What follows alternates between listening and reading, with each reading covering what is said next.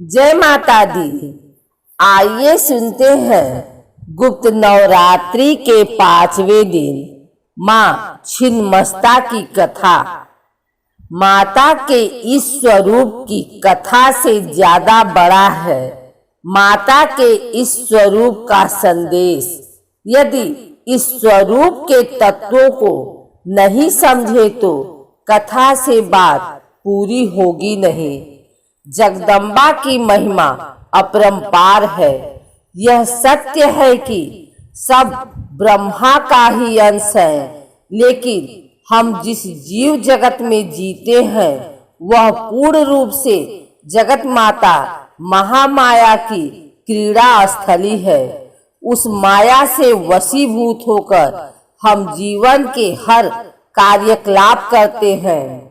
जठराग्नि यानी भूख की आग से लेकर कामाग्नि तक सब महामाया की माया है। इससे जीव पीड़ित होता है। किस अग्नि का हमारे जीवन चक्र में कितना स्थान होना चाहिए, इसका सारे जगदम्बा के इस स्वरूप में दिखता है। दिखने में यह स्वरूप भयानक है, परंतु संतान और आश्रितों के पालन पोषण का जो महत्व माता ने इस स्वरूप में दिया है वह परम कल्याणकारी है। जगदम्बा के इस स्वरूप के पीछे की कथा बड़ी अद्भुत है। एक बार शिवप्रिया माँ पार्वती मंदाकिनी ने स्नान करने के लिए गई हुई थी। साथ में उनकी प्रिय सखियां जया और विजया भी थी।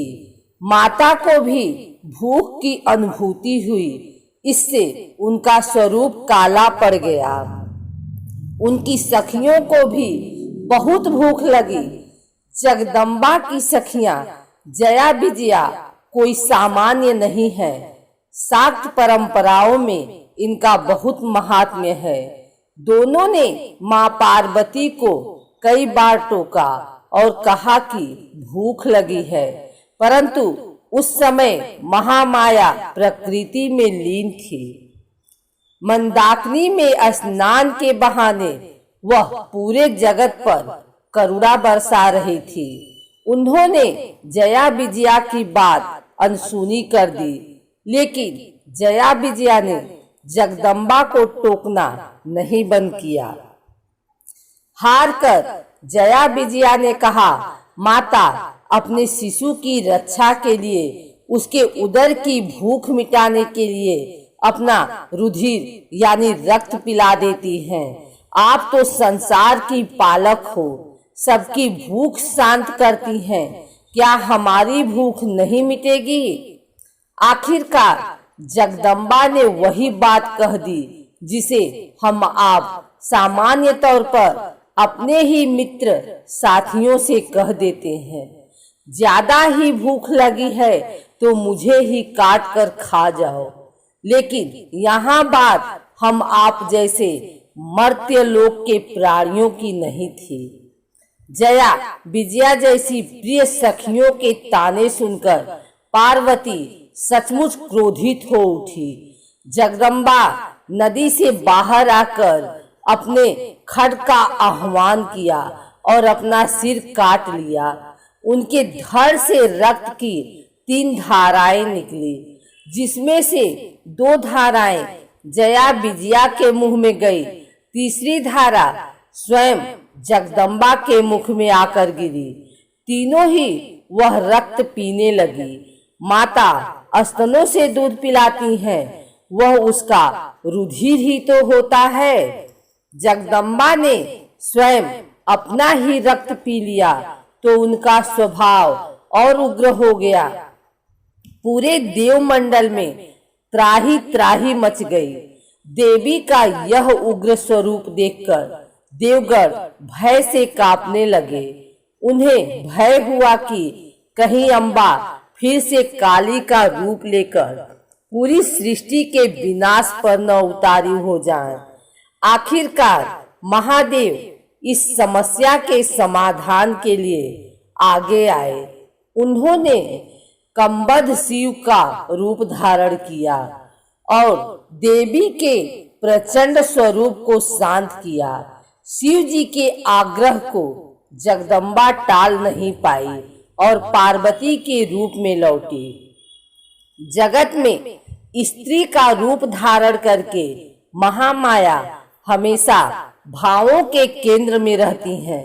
माँ, पत्नी, बेटी, बहन के रूप में जैसे वो जीवन के हर क्षण में स्थित है, ठीक उसी तरह वो इस धरती पर हर तरफ अलग अलग स्वरूप में मौजूद होती हैं। माँ छिन्नमस्ता का स्वरूप उग्र है।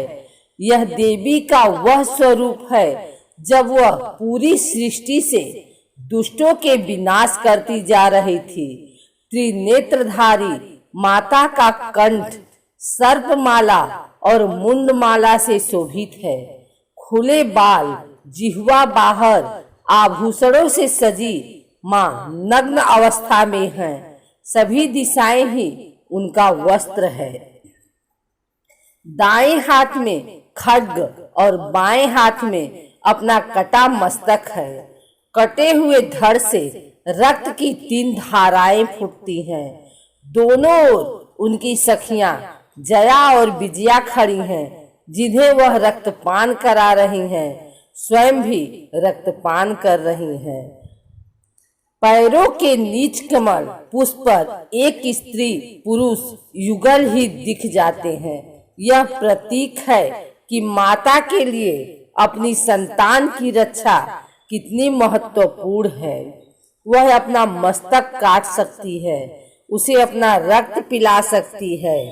पैरों के नीचे स्त्री पुरुष युगल प्रतीक है कि कामेच्छा का बलपूर्वक दमन भी करना चाहिए। इस भयानक स्वरूप में अत्यधिक कामनाओं, मनोरथों से आत्मनियंत्रण के सिद्धांतों का प्रतिनिधित्व करती हैं। देवी छिन्नमस्ता का घनिष्ठ संबंध कुंडलिनी नामक प्राकृतिक ऊर्जा या मानव शरीर के एक छिपी हुई प्राकृतिक शक्ति से है। कुंडलिनी शक्ति प्राप्त करने हेतु या जगाने हेतु योगिक अभ्यास, त्याग तथा आत्मनियंत्रण चाहिए।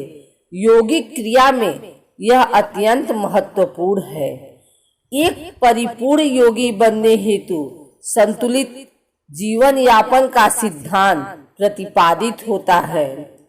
छिन्नमस्ता मंदिर झारखंड के रांची से करीब 80 किलोमीटर दूर रजरप्पा में स्थित है। यह भारत के सर्वाधिक प्राचीन मंदिरों में से एक है। असम के कामरूप स्थित मां कामाख्या मंदिर के बाद यह दूसरा सबसे बड़ा शक्तिपीठ है। समस्त सांसारिक प्राणियों के लिए छिन्नमस्तिका मार्ग ही श्रेयकर है। इसके मुताबिक सृष्टि में रहते हुए मोह माया के बीच भी अलिप्त रहकर पूर्ण आनंद या वंचना की स्थिति में भी स्थित प्रज्ञ रहकर मानव मुक्त हो सकता है।